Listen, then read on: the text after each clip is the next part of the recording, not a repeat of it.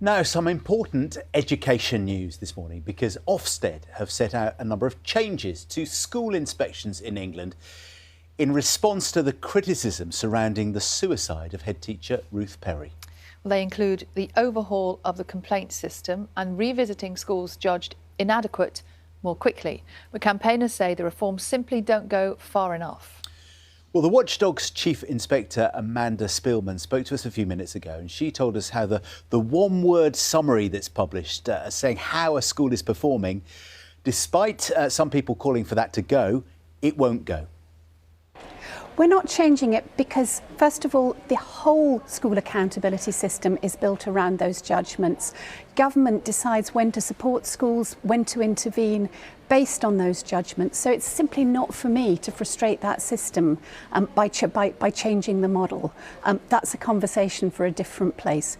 But what we're doing here is some things that we really do think can help to allay the concerns that are felt by heads often in the context of disappointing inspection outcomes. Well, let's speak now to Ruth Perry's sister, Julia Waters, and to primary school head teacher Dave McPartlin. Morning to you both. Julia, if I could just come to you first of all, you will know we had Amanda Spielman on the programme a short time ago. I'm really interested to know what you think about the changes that Ofsted are suggesting and the fact that they're not going to change this one-word judgment.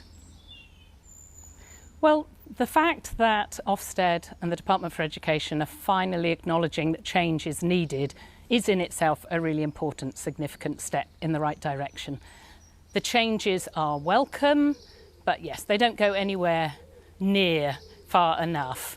The change to the confidentiality requirement for me is the one that would have made a real difference to my sister.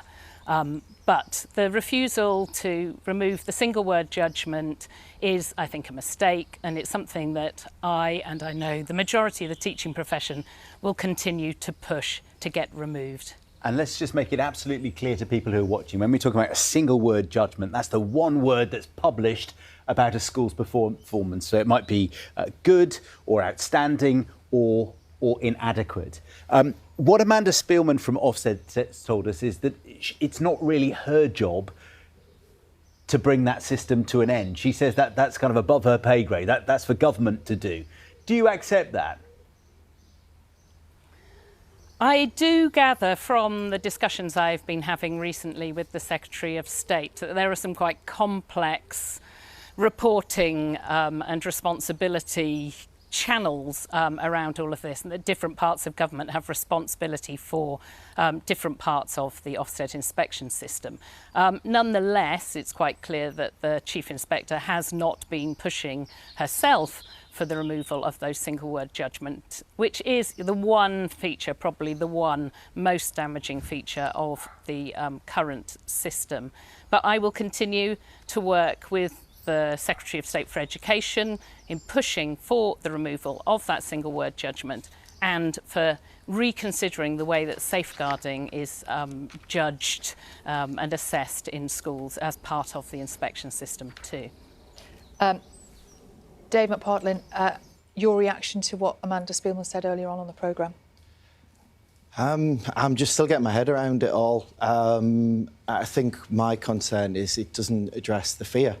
The fear going into an Ofsted, and I appreciate that maybe 9 times out of 10 it will go okay. But what about that 10%? What about that small minority where, you've got the same framework for primaries and secondaries, very, very high expectations. I don't think it takes into account the context of your disadvantaged areas, your small schools. It just doesn't do. I agree with Julia. It acknowledges that there is lots to be done, but I don't think it goes far enough. And I don't think it does much to alleviate the fear. It feels a little bit like, right, we're going to put things in place after it's happened. We're going to support you then, and we'll help you address the complaints. That's not, today's not going to make me feel any better on the drive back into work. It's not, and I've, social media's gone crazy this morning, with my colleagues. It doesn't make them feel any better. I appreciate it's a step in the right direction, but goodness me, more needs to be done. So the kinds of changes they're talking about introducing is that they're if a school is judged to be weak in an area like safeguarding, they'll have a bit of time to try to improve it before the final report is published. You as a head teacher will get access to more support and help if you're struggling and going through that waiting process. You'll be able to talk to colleagues about what it's found. Won't just have to keep it to yourself. Does that take some of the pressure off you as a head teacher, or is this still a tough and lonely process? I've thought about it long and hard. I've got up early today. I don't think it does. Nobody ever wants to be called inadequate.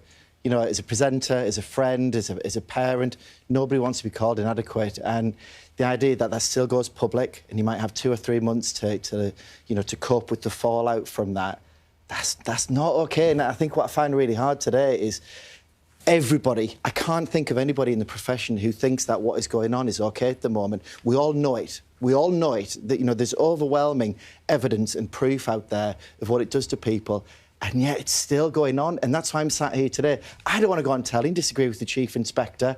You know, I'm terrified. That's the reality of it. But something has to change. It has to change. Yeah, I am. Just talk us through that, because mums and dads, we don't understand what goes on in the staff room, in the office. Nobody has any issue with accountability. We need it, absolutely. They're the most precious things in the world. They're our children. But equally, I've got a responsibility to my staff. And if I had a staff wellbeing, questionnaire that told me what it was doing to them, keeping them awake at night, that they're leaving the profession, I would have to do something about that. And what I can't understand is that there is such a huge body of evidence of what it does to us. You know, waiting literally today between 10 and 12, I'll jump when the phone goes. And I know that I'm not on my own on that. You know, when you get to Wednesday at 12 o'clock, there's a sigh of relief that, wow, actually we can do the things that really matter. And sorry, just explain why, because you know they're not coming. Because you know they're not coming. You know, you get 1 day's notice, and I get that. But even a week's notice, and we can all argue over the amount of notice that's appropriate. But the idea that you get a phone call today, can you imagine going for a job interview that you've worked so hard for, you're desperate to get, and then all of a sudden the next day, you find out that it's the next day. You'd have more time to prepare. Sorry, I'm clearly a bit emotional about it. I really feel for Julia and my colleagues out there. It's not okay. Julia, I know you were listening to that very, very closely, and I imagine agreeing quite wholeheartedly with a lot of what you've just heard.